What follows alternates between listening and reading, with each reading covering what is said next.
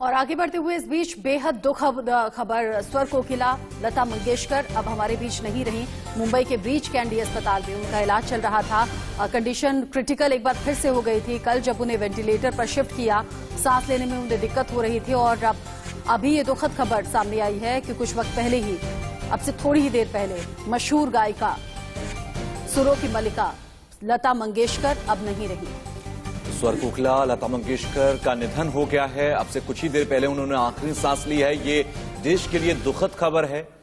Breach candy अस्पताल में अंतिम सांसें ली। आपको बता दें कि कल ही उन्हें दोबारा से वेंटिलेटर पर शिफ्ट किया गया था। 92 साल की उम्र थी।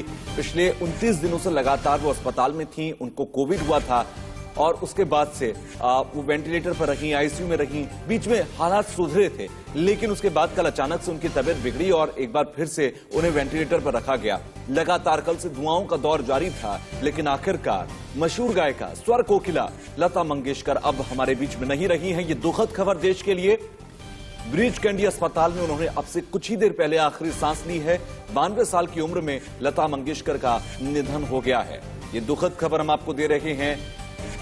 ब्रीच कैंडी अस्पताल में अब से कुछ ही देर पहले आखिरी सांस ली है। वेंटिलेटर पर थी। कल से एक बार फिर से उन्हें वेंटिलेटर पर शिफ्ट किया गया था।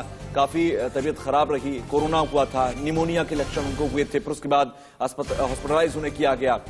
लगभग 1 महीने तक अस्पताल में रही और उसके बाद अब जाकर उन्होंने आखिरी सांस ली है। स्वर कोकिला लता मंगेशकर का निधन हो गया है। 92 साल की उम्र में लता मंगेशकर ने आखिरी सांस ली। 28 दिन अस्पताल में रहने के बाद अब जब खबर आई कि क्रिटिकल एक बार फिर से कंडीशन है, अब उस तरीके से इंप्रूवमेंट हो नहीं रहा है, तो फिर उन्हें वेंटिलेटर पर शिफ्ट किया गया। कल ही उनकी बहन आशा भोसले उनसे मिलने के लिए पहुंची हुई थी। अस्पताल से जब निकली तो उन्होंने कहा, डॉक्टर्स लगातार निगरानी कर रहे हैं, हम उम्मीद लगाए बैठे हैं कि सेहत में सुधार होगा। कल ही पीयूष गोयल भी उनसे मिलने के लिए पहुंचे थे, प्रधानमंत्री का संदेश लेकर पहुंचे थे। स्वस्थ हो ऐसी कामना की गई थी प्रधानमंत्री के जरिए भी, और लगातार देश भर में दुआओं का दौर चल रहा था।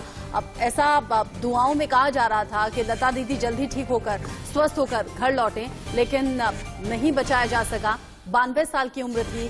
कई क्रिटिकल चीजें जो कि लगातार डॉक्टर्स के लिए भी चैलेंजेस बनी हुई थी, क्योंकि उस तरीके से रिकवरी हो नहीं रही थी जैसे कि उम्मीद थी। दवा उस तरीके से असर कर नहीं रही थी। ऐसे में दुखद खबर ये कि स्वर कोकिला लता मंगेशकर अब हमारे बीच नहीं रही, लेकिन हाँ, उनकी आवाज हमेशा आपके और हमारे बीच में रहेगी। अब जैसे कि उन्होंने अपने खुद के गीत, गाए हुए गीत में कहा भी है, मेरी आवाज ही पहचान है।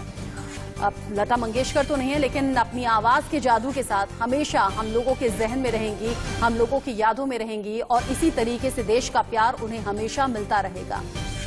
तो लता ताई हम सबकी ताई जिन्हें कहा जाता था, जिन्हें ताई कहकर पुकारा जाता था, दीदी कहकर पुकारा जाता था, वो हमारे बीच में नहीं है। लेकिन अब हमेशा उनकी रहेगी आवाज, उनकी जो यादें हैं, जो बातें हैं, वो हमेशा हमारे जहन में जिंदा रहेंगी। लेकिन फिलहाल